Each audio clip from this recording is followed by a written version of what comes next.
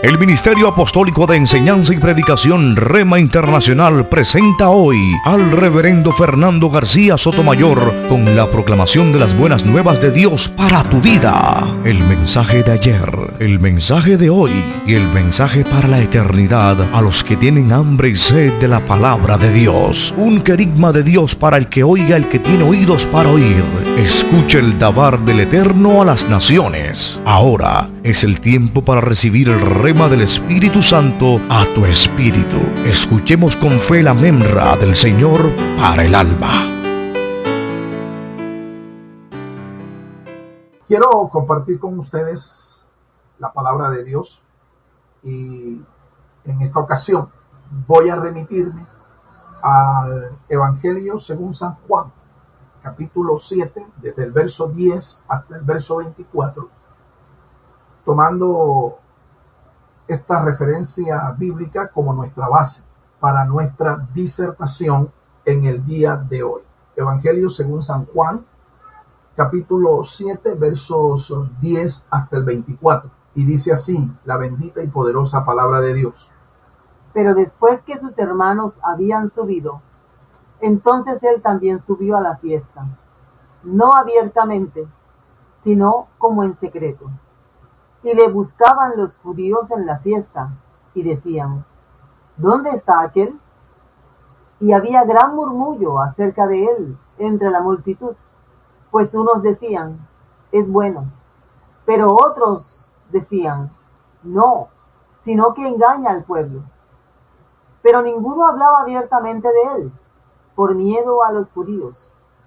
Mas a la mitad de la fiesta subió Jesús al templo y enseñaba, y se maravillaban los judíos, diciendo: ¿cómo sabe éste letras, sin haber estudiado?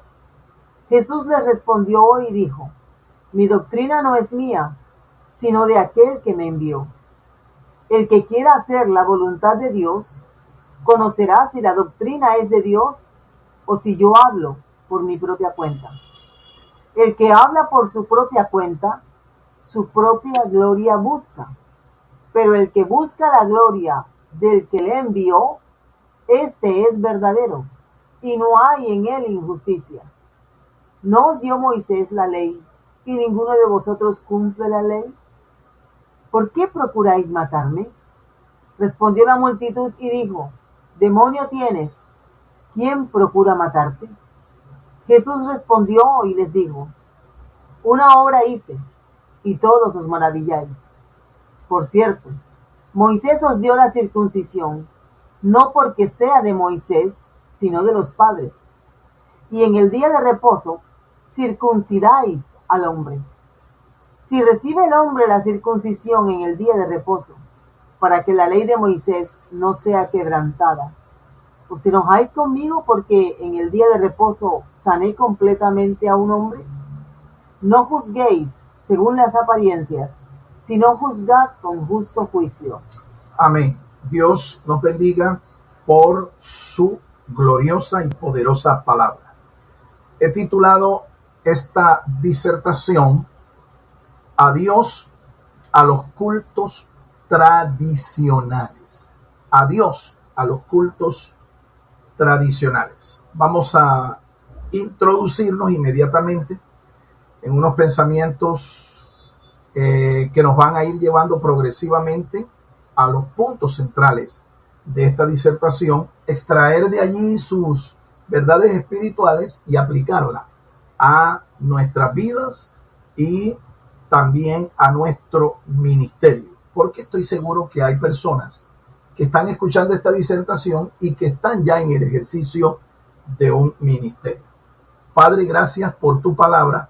Señor, bendícenos, abre nuestro entendimiento espiritual y glorifícate, Señor, en las vidas nuestras, en todos aquellos que están escuchando hoy tu palabra. Permítele, Señor, abrir sus sentidos espirituales para que esta palabra haya cabida en nuestros corazones y ella lleve los frutos que a ti te agradan, los frutos que tú esperas. En el nombre de Cristo Jesús, amén, amén y amén. Vamos a introducirnos inmediatamente en estos pensamientos iniciales para ir progresando y llegando a los puntos principales de esta disertación. Si hay algo que, si hay algo que fastidie, es asistir a un culto muerto espiritualmente. Es como si en vez de ir a la iglesia, fuéramos a un cementerio. Así es, no hay cosa más aburrida, no hay cosa más vacía que asistir a un culto muerto, a un culto que no tiene ninguna oportunidad para tener un encuentro con el Señor, tener una experiencia viva con el Señor. Y es como digo, es como ir, en vez de ir a una iglesia para congregarse, celebrar al Señor, es como ir más bien a un cementerio. Eso es, en esta referencia que hemos tomado, este pasaje de las Escrituras, aquí se menciona en 3 ocasiones la palabra fiesta. Jesús era practicante de las fiestas del Señor. Y aunque no se dice cuál era la fiesta, por el análisis del contexto, nosotros sabemos que se trataba de la fiesta de los tabernáculos, la fiesta de Sukkot. Esta fiesta era una fiesta que hacía parte del calendario de festividades sagradas del Señor. Y en esta fiesta se cerraba el calendario de fiestas sagradas. Era la última en el calendario de fiestas sagradas. Estas fiestas eran motivo, eran ocasión para celebrar al Señor, para gozarse en la presencia del Señor.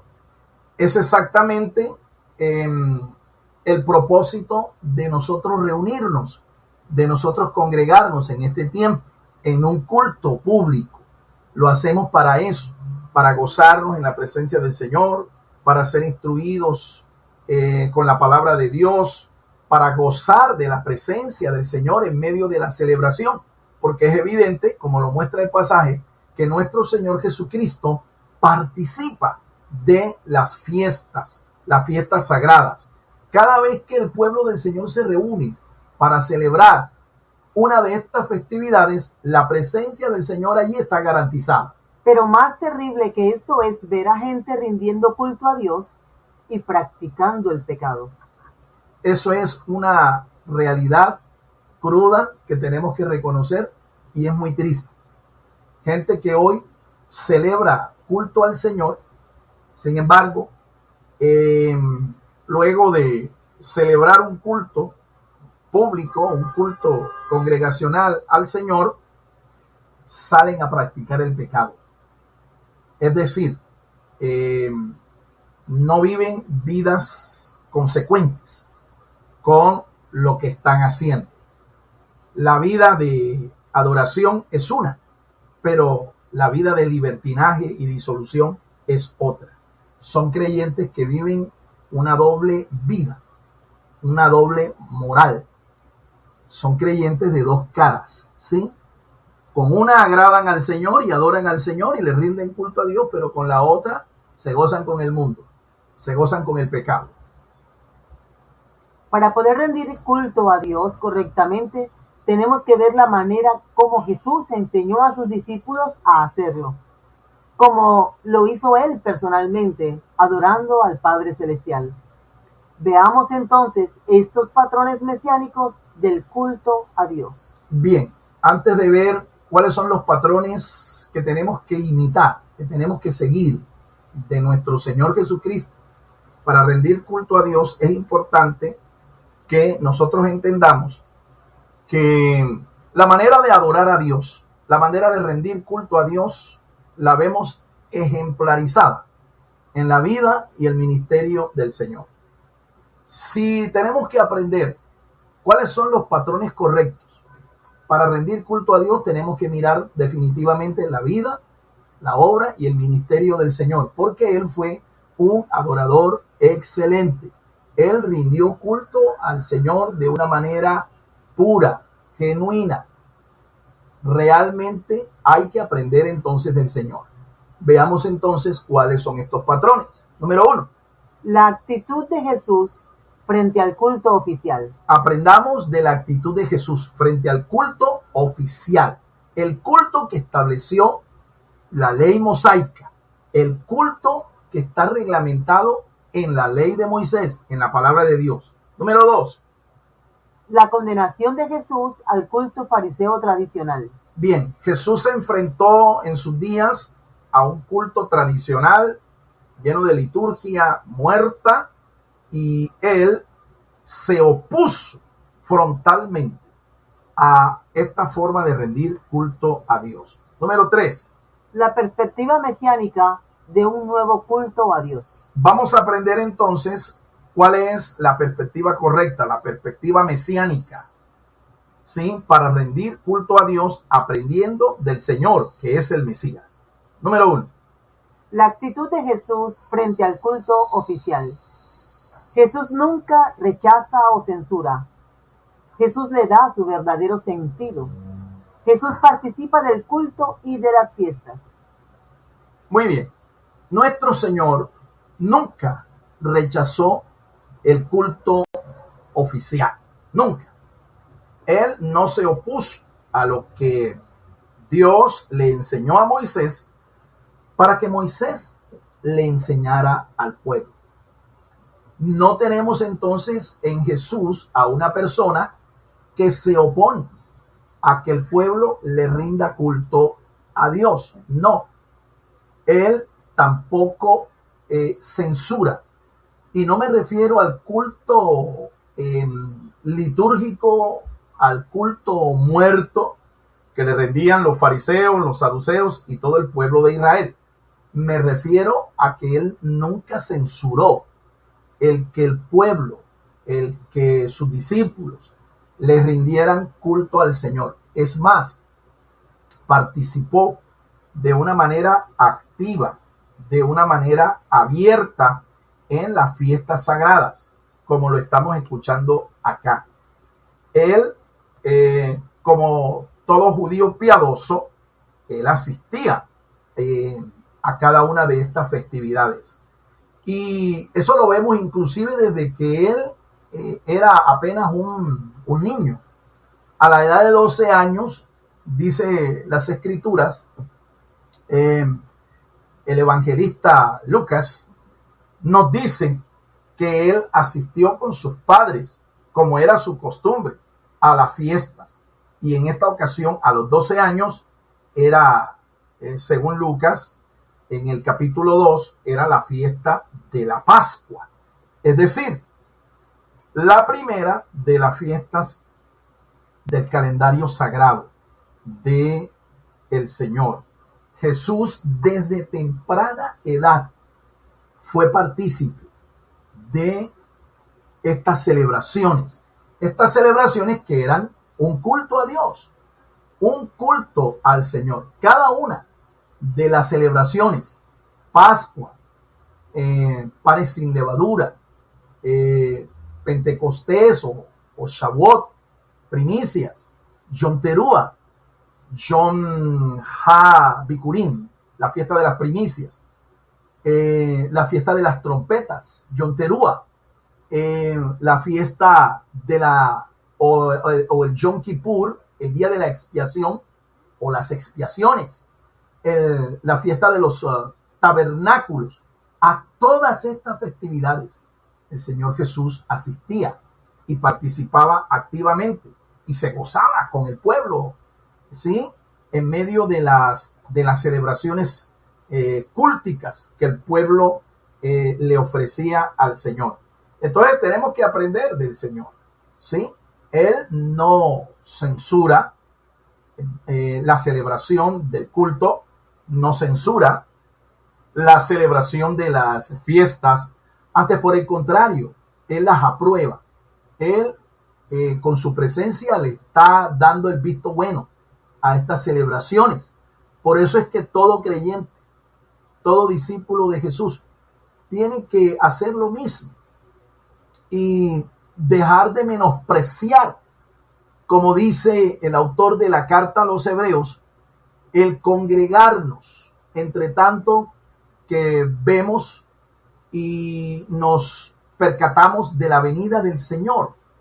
En Hebreos capítulo 10, verso 25, dice el autor de la carta a los Hebreos, que se cree que es el apóstol Pablo, dice de una manera abierta, no dejando de congregarnos, como algunos tienen por costumbre, exhortándonos, entre tanto, dice que el Señor viene, que el Señor se acerca.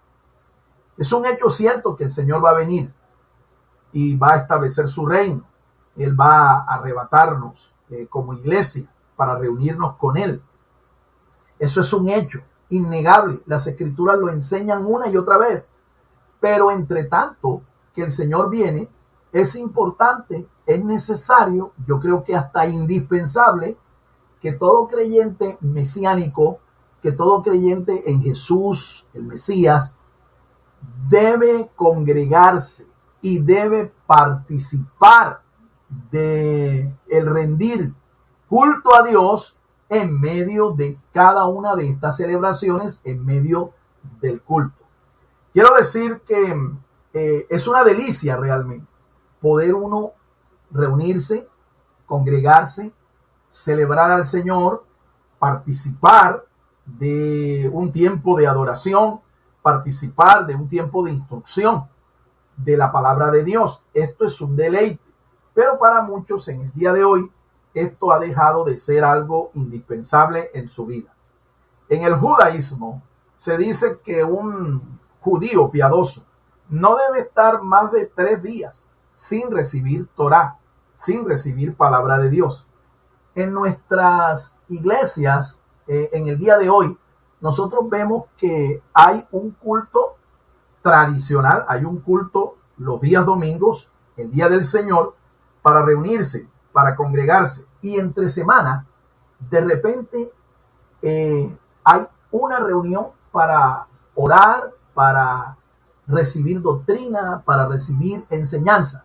Esto en algunas iglesias en el día de hoy, pero lo triste es que hay iglesias, y yo lo sé, yo estoy enterado de esto, que hay iglesias que entre semana no se reúnen, no se congregan, ni para orar, ni para recibir instrucción de la palabra de Dios. Por eso es que nosotros podemos percatarnos de que la vida espiritual de muchos creyentes, de muchos cristianos, es endeble espiritualmente, es débil, porque un creyente en Jesús no puede congregarse cada 8 días, convirtiéndolo así en un, como yo lo llamo, ¿no? Jocosamente, yo lo llamo un creyente cadocho. ¿Qué es un creyente cadocho? Que le vemos la cara en la iglesia, en la congregación, cada 8 días. Y a veces incluso ni cada 8 días, porque hay domingos en que por alguna circunstancia, por alguna razón, ni siquiera asisten. Entonces, yo puedo justificar la condición espiritual de estos creyentes que son débiles, son gente que no aguantan un tiempo de tentación, una ocasión de tentación de Satanás, porque es que son débiles espiritualmente. Son débiles porque no se congregan regularmente para recibir instrucción, para adorar al Señor, para fortalecerse espiritualmente. Por esa razón, yo aquí exhorto a todos aquellos que no se congregan regularmente a que lo hagan, porque es indispensable. Y principalmente porque Jesús nos marcó la pauta. Él se congregaba regularmente. Y no solo lo hacía en el templo en los días de fiestas. Él también se reunía en la sinagoga. Como todo judío piadoso, Jesús fue instruido desde la edad en que su madre lo desteta, más o menos estamos hablando de unos 5, 6 años. Él recibe instrucción directa de su madre. ¿Instrucción de qué? Instrucción de la palabra de Dios. El niño judío piadoso a la edad de 5, 6, 7 años era destetado y entregado a la supervisión, a la instrucción de un rabino. desde la edad de 5, 6, 7 años hasta la edad de 12 años. A la edad de 12 años tenía que presentarse en el templo de Jerusalén ante el Sanedrín para rendir un examen de la ley mosaica y ser aprobado, entre comillas, ser bautizado como un hijo de la ley. Esta ceremonia se llama el bar mitzvah, hijo de la instrucción, hijo de la ley, es lo que significa esta expresión hebrea. Desde la edad de 12 años hasta la edad de 30 años, el niño tenía la opción de ser instruido por un rabino especializado en una escuela rabínica hasta la edad de 30 años. Entonces, note usted los años de preparación para luego alcanzar la oportunidad de ejercer un ministerio público. Desde los 12 hasta los 30. Estamos hablando de 18 años. 18 años. La instrucción empezaba desde los 12 años. Ahora, esto era optativo. Es decir, esto no era una obligación que el judío tenía que cumplir. Pero si él quería ser un maestro de la ley, quería ser un gobernante, quería ser un escriba, ocupar un cargo con funciones públicas, él tenía que instruirse, tenía que capacitarse. En este pasaje que nosotros vemos aquí, que hemos tomado como referencia, hay un pasaje aquí donde Jesús es acusado de que él era un hombre sin letras, era un hombre del vulgo, del pueblo, es decir, era una persona sin instrucción rabínica. Esto es una calumnia. Note usted de quién viene esa acusación. Esa acusación no viene de maestros especialistas, miembros del Sanedrín o de un escriba. No, esta acusación viene directamente en el pasaje, lo podemos observar, viene del pueblo. Viene del pueblo, ¿sí? Un pueblo que estaba dividido en cuanto a su carácter, porque algunos creían que él era el Mesías, pero otros no. Y había otros incluso que sí creían, pero les daba temor confesarlo públicamente porque podían ser expulsados de la sinagoga de parte del Sanedrín judío. Jesús fue instruido. No sabemos a ciencia cierta quién lo instruyó. Sabemos que él es un doctor de las Escrituras porque la noche en que Nicodemo tiene una reunión con él en privado, Nicodemo, aquel gran maestro de Israel, Juan capítulo 3 hace referencia de este personaje. Nicodemo, lo primero que le dice a Jesús cuando se encuentra con él es la palabra maestro. Sabemos. Este calificativo, esta forma de denominar al Señor como maestro, no es una cortesía, no es un acto de gentileza, no, más bien es un reconocimiento de que Yeshua, el Señor, Jesús, el Mesías, era realmente un doctor, un maestro de las Escrituras, un rabino, especialista. Alabado sea el nombre del Señor.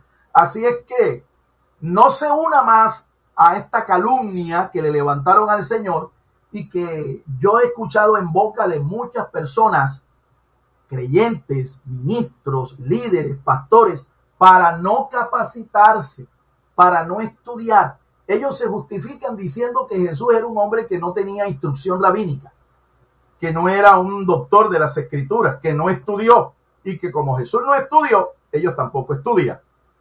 Esto es una calumnia y no puedo permitir que usted siga uniéndose a esto, porque históricamente y gramaticalmente yo puedo demostrarle a usted que Jesús realmente es un rabino que se instruyó para ser un doctor de las Escrituras y que él recibió la instrucción no solo fundamental, básica, hasta los 12 años, sino que él se capacitó hasta llegar a ser un doctor reconocido de las Escrituras, un rabí, un maestro de las Escrituras, como lo reconoció Nicodemo. Continuamos, vamos a nuestro segundo punto. Segundo, la condenación de Jesús al culto fariseo tradicional. Los fariseos tenían celo por la ley, pero estaban llenos de contradicciones. Los fariseos realizaban un culto vacío y ceremonial a Dios. Jesús les dio plenitud espiritual a la ley y al culto. Jesús condenó el legalismo fanático de los sabáticos. Jesús condenó las tradiciones talmúdicas introducidas en el culto a Dios. Muy bien. Quiero explicarte cada una de estas proposiciones. La primera de ellas dice, escúchala nuevamente.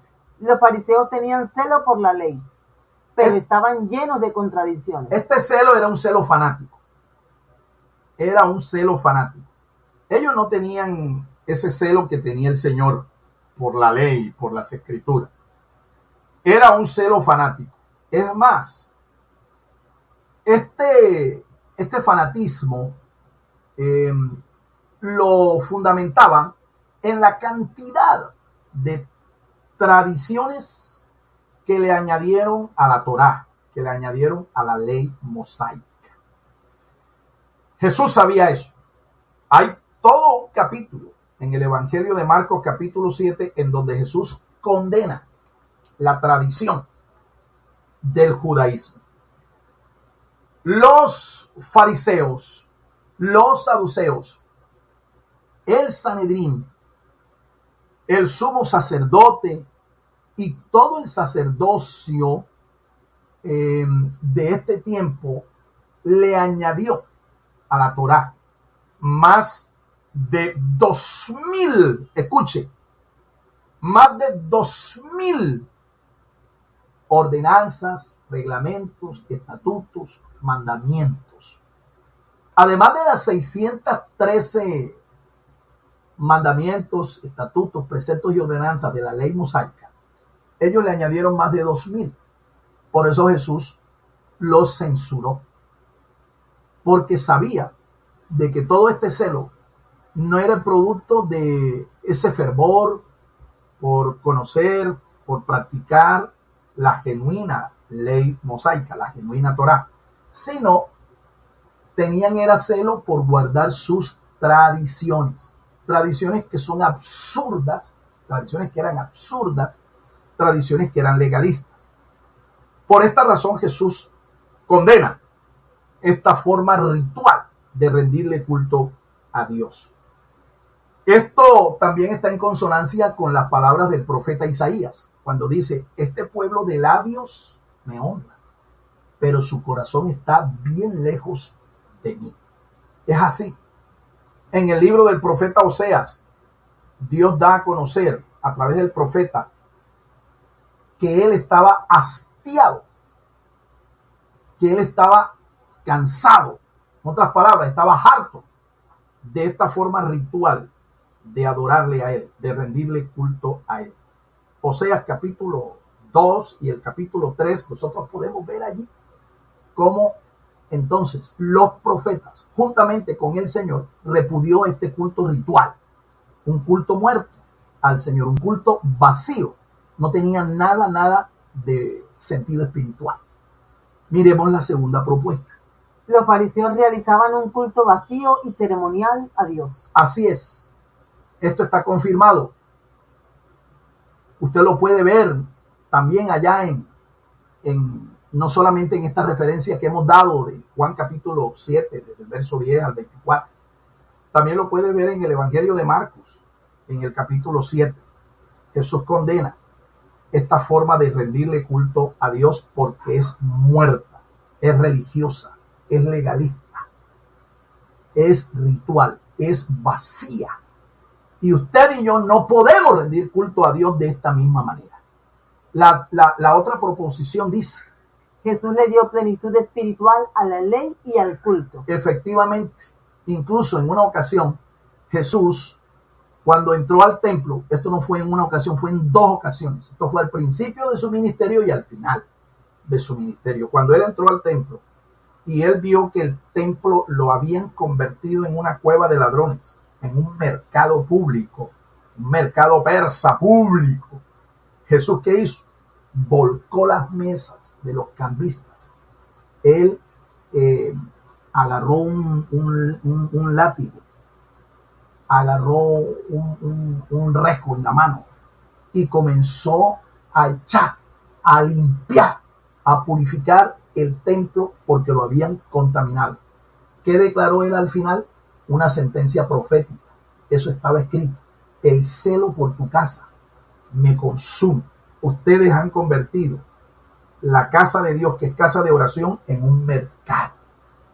Si se da cuenta que a Dios no se le puede rendir culto de cualquier manera ni en cualquier lugar.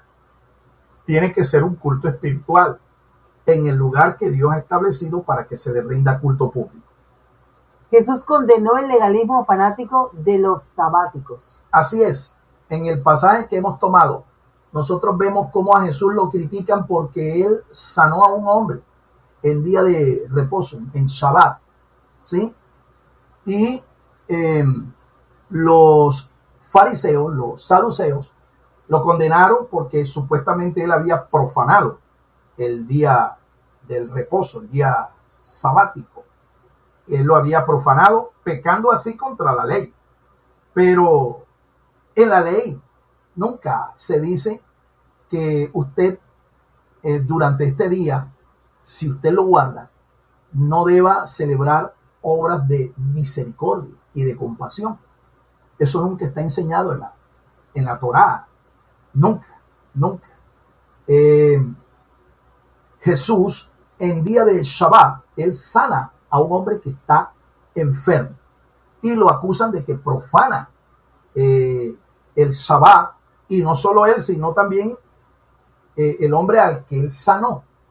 Lo condenan también a él por haber profanado el Shabbat. Pero Jesús hace uso de las escrituras para hacerles ver que los que estaban equivocados, los que estaban errados, eran ellos. Porque se dio también en la Torá la circuncisión, ¿sí? No como un mandamiento expreso de la Torá, sino de los patriarcas, porque la circuncisión fue dada a Abraham. El Señor, cuando estableció un pacto con Abraham, le dijo que se circuncidara. Así que Abraham lo hizo. Jesús hace mención de esto y dice: ustedes en la ley tienen la ratificación de la circuncisión. Y esto no es de la ley de Moisés, esto es de los patriarcas.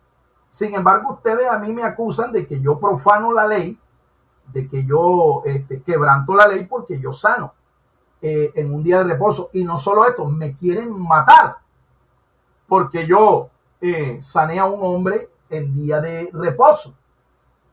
En otros pasajes que son paralelos, Jesús contradice, ¿sí? esta condena que le infligen los fariseos.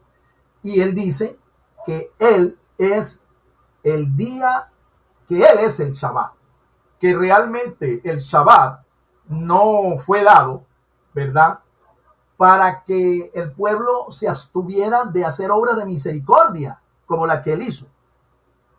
Que incluso ellos mismos, Jesús los dice: ustedes en Shabbat circuncidan a la gente, pero ustedes no se consideran profanos, ustedes no se consideran como ofensores o quebrantadores de la ley, no. Pero yo que hice un milagro, yo que hice una sanidad, ustedes a mí sí me condenan. Jesús los ridiculizó realmente, porque Jesús puso de manifiesto que esta gente era más legalista que realmente una persona obediente a la ley de Moisés, obediente a la Torá. Jesús los puso en evidencia. Ahora, Jesús, como estoy diciendo, en otro pasaje que es paralelo, lo relatan también los relatores evangélicos, Jesús se proclamó como el día, el Señor del Shabbat. Él mismo es el Shabbat y consideró el Shabbat como una señal, realmente una especie de tipo del auténtico reposo, no dado por Moisés, no dado por Josué, sino dado por él.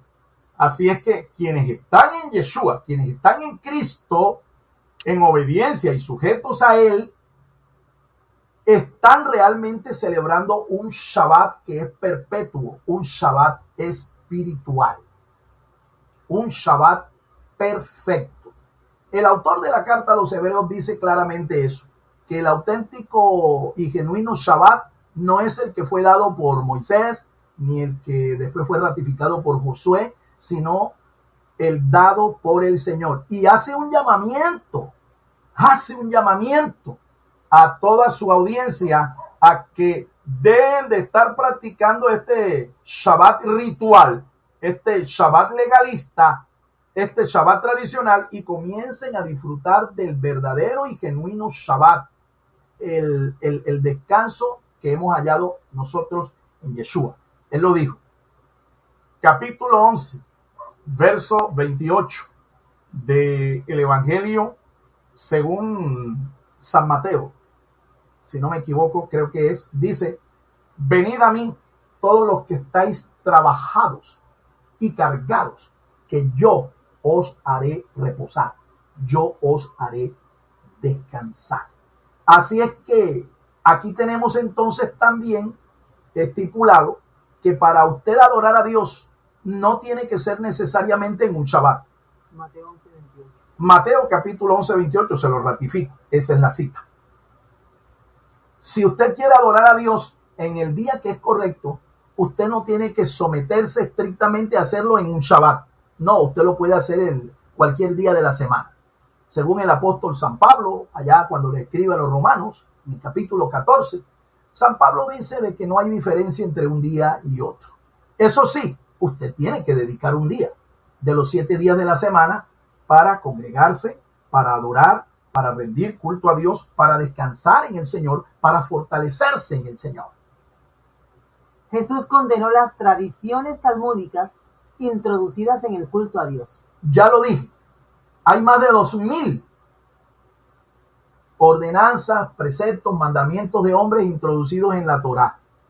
Y esto se lo impugnaron los saduceos, los fariseos, a la ley mosaica. Por eso fue que Jesús dijo y los trató de hipócritas, porque dijo: ustedes para ganar a un prosélito recorren tierra, cielo, mar, valles, pero ustedes con su actitud, con su conducta, ustedes ni entran ni dejan que otros entren al reino. Jesús los trató de hipócritas, ¿sí? Estas tradiciones están compiladas todas en un libro que los judíos, una colección de libros realmente, que los judíos lo consideran como un libro sagrado. Es el Talmud. El Talmud. Aquí en el Talmud están compiladas todas estas tradiciones. El Talmud tiene básicamente 2 secciones. Una llamada la Mishnah y la otra llamada la Gemara. La Mishnah y la Gemara. Esto es de fácil consecución. Usted hoy inclusive puede conseguir este libro y usted va a comprobar que lo que estoy diciendo es verdad.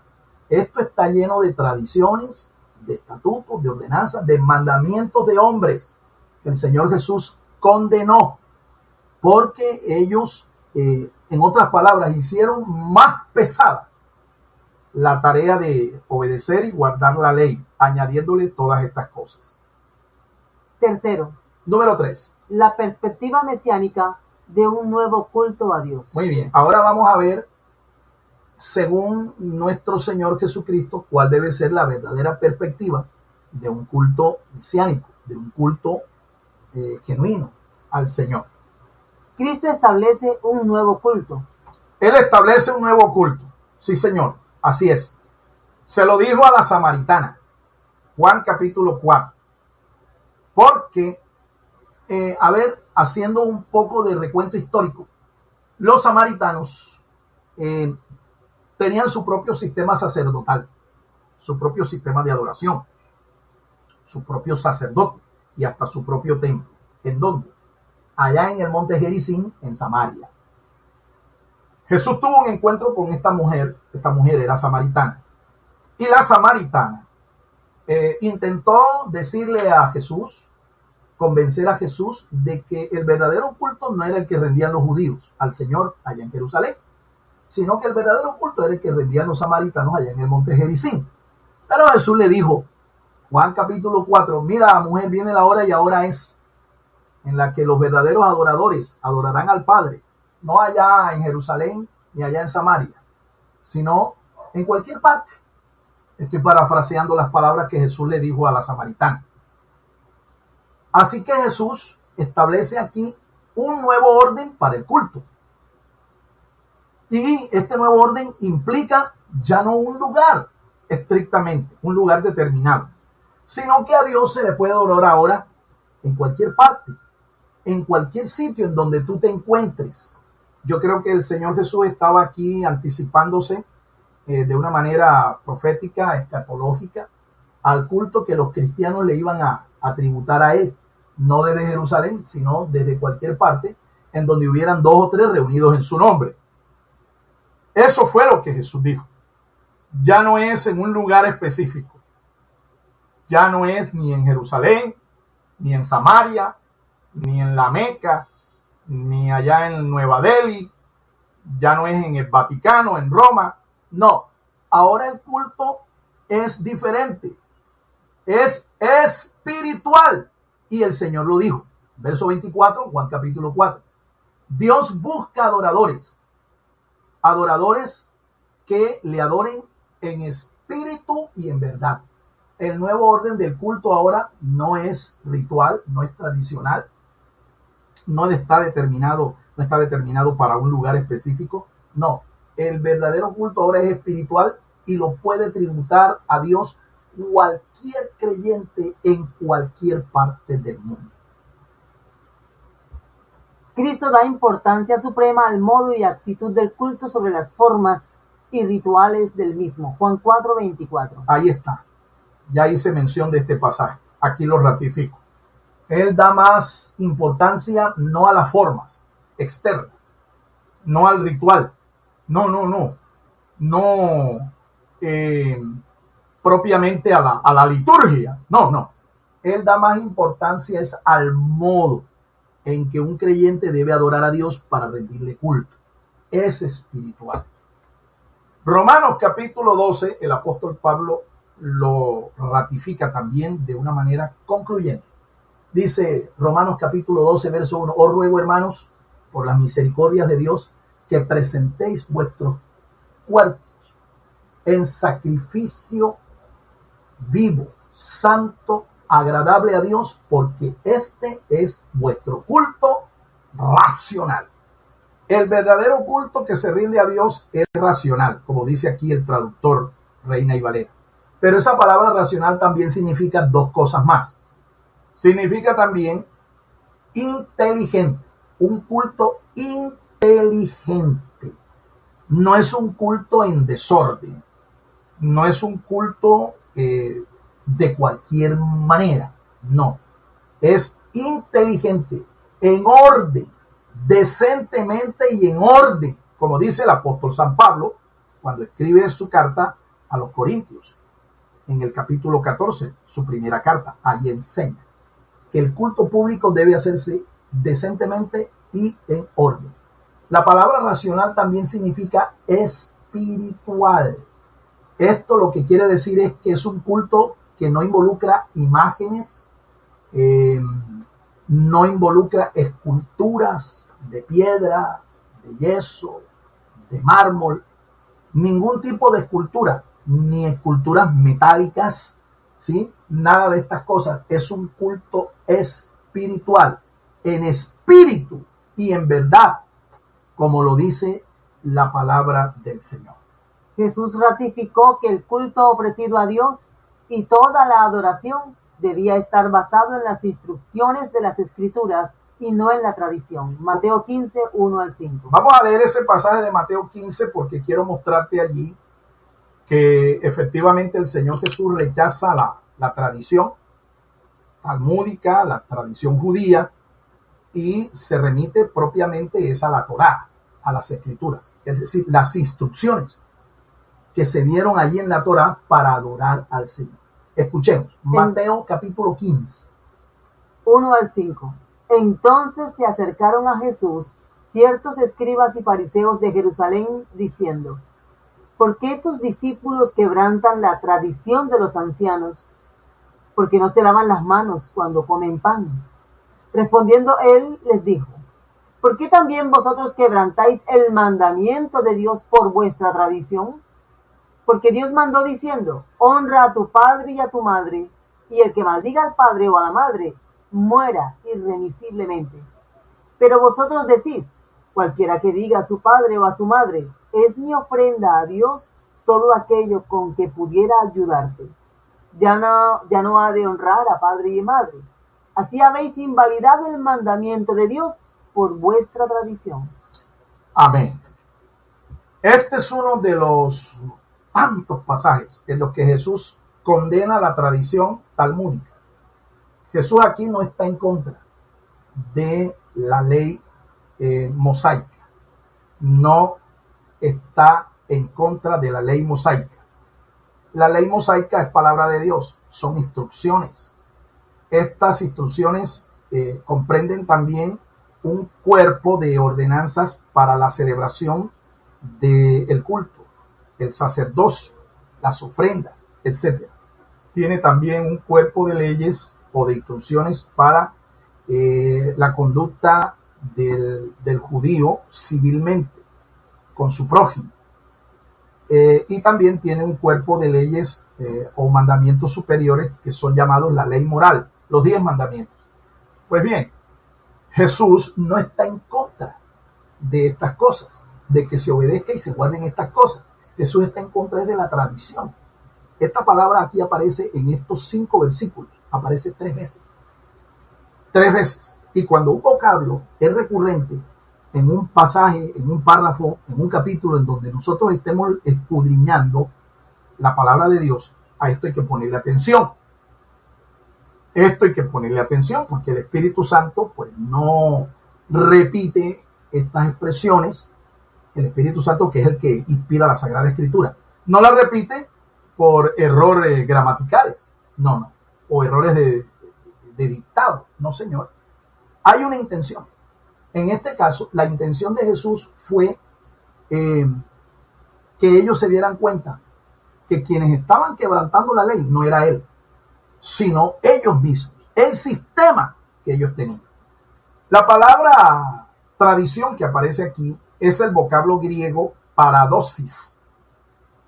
Paradosis. Así se dice en griego tradición. Paradosis. Escúcheme con mucha atención lo que le voy a decir ahora.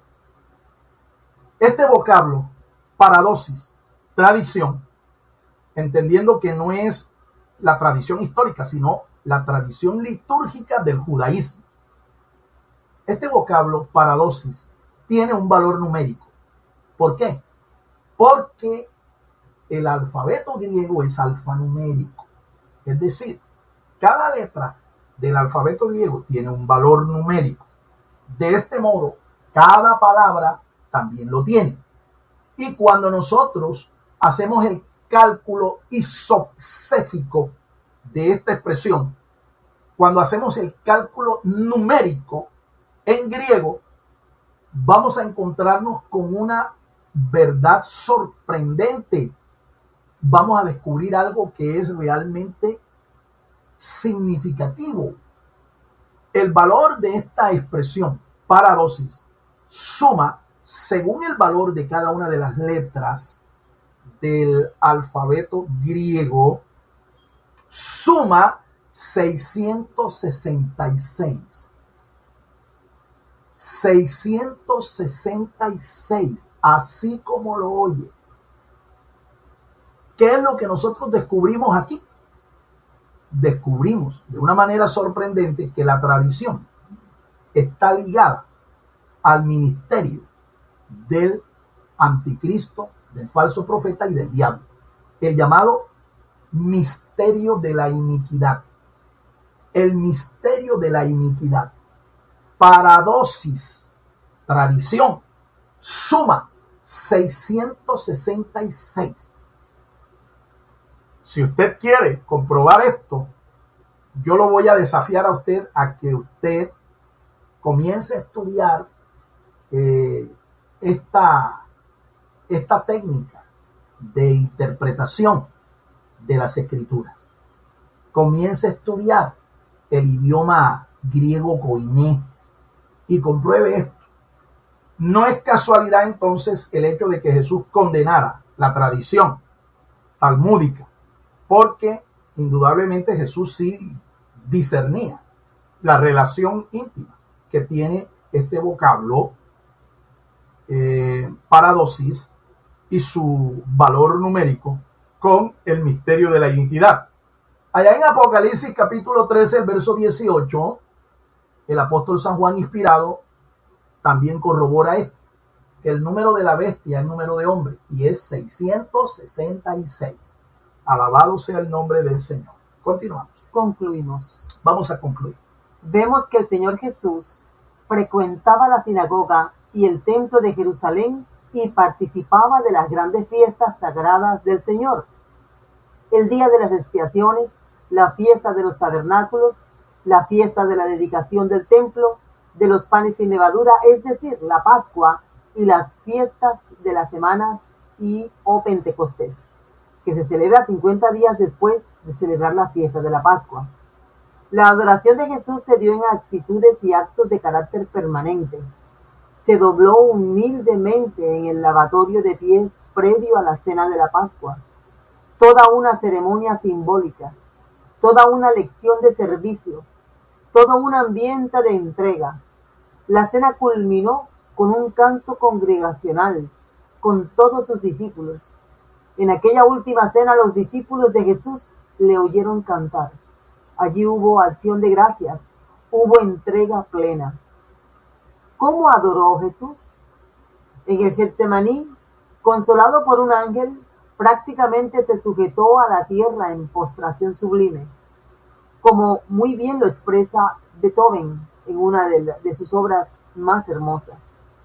En la cruz del Calvario se humilló hasta la muerte en entrega total y dijo: consumado es, en tus manos entrego mi espíritu. ¡Qué excelsa adoración! Luego lo vemos cuando camina resucitado hacia Emaús con los suyos y los invita a escudriñar las Escrituras. Dice el Evangelio de Lucas que el corazón les ardía y sintieron la necesidad de compartir la noticia de una nueva visión. Se hace inconcebible adorar sin que el corazón se estremezca. Es inaceptable estar ante los misterios de la palabra divina sin que arda el corazón. Es inimaginable no tener la sensación de ir y proclamar el Evangelio, luego del mensaje cargado de autoridad que Jesús encomendó a los suyos, en las últimas palabras registradas por los evangelistas Mateo y Marcos. Veo a mi Jesús con sus brazos alzados en señal de bendición, como lo describe el final de Lucas, que nos invita a adorar. Pero lo veo también que nos sirve en forma doméstica el alimento que nutre nuestros cuerpos, como lo muestra Juan al final de su evangelio. Porque Jesús adoró a cada paso, en cada circunstancia, en todo lugar, incluso en la sinagoga y en el templo, pero sin excluir la calle, las ciudades y la vida. La vida de Jesús fue un sacrificio de adoración cotidiano y agradable al Padre Celestial. En la perspectiva de Cristo, el discípulo es un hombre nuevo, nacido del Espíritu. Por eso el culto al Padre debe ser en espíritu y en verdad. El Espíritu da vida al culto y la verdad hace del culto un momento de consagración. Por tanto, digamos adiós a los cultos tradicionales. litúrgicos y vacíos, y aprendamos a adorar a Dios como adoró el Señor Jesucristo. Así es, ese es mi llamado, esa es mi exhortación. Ya basta de estar participando de cultos tradicionales, litúrgicos, muertos, vacíos. Adoremos como Jesús adoró, en espíritu y en verdad.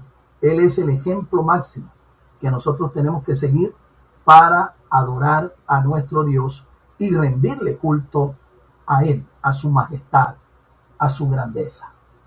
Padre, gracias te doy por tu palabra. Te bendigo, Señor, te exalto y te glorifico a ti. Ayúdanos, Señor, a adorar como adoró nuestro Señor. Quita de nosotros, Señor, todo aquello que impida este propósito y llénanos con tu Espíritu Santo para ser verdaderos adoradores en espíritu y en verdad. Muchas gracias, Señor. Amén, amén y amén.